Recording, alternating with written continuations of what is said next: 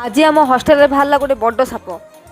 तो hello hi नमस्ते, आशा करছি भलरे थिबे समस्ते। Guys welcome back to my channel. दीर्घ 72 घंटा 4320 मिनिट 2,59,200 सेकेंड 3 दिन पर तो आज हूँ 80तम स्वाधीनता दिवस। इंडिया रे उपस्थित थी मोर छोट बड़ कीट पतंग जोक गाई गोरु छेली बुला षंठ आरंभ कर मनीष पर्यंत समस्त मोर हार्दिक स्वाधीनता दिवस अभिनंदन।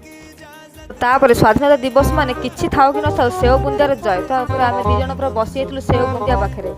काहा मनरे को प्रश्न थी मो सांग मनरे किंतु बहुत बड़ प्रश्न, स्वाधीनता दिवस रे सेव बुंदिया दिया जाए कोन पई की?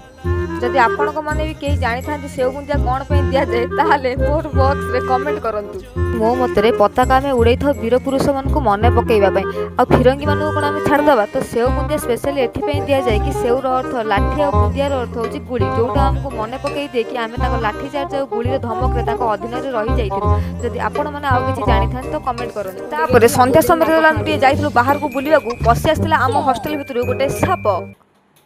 तापर आमे से साप को देखि भयर आसी बसी जाइथिलु इपी खाइबा पई। इपी खाइ मते शोष कला, पानी पी किनी मो ब्लॉग टाको शेष कली। रहिली जय जगन्नाथ, देखा हबो नेक्स्ट मिनी ब्लॉग रे।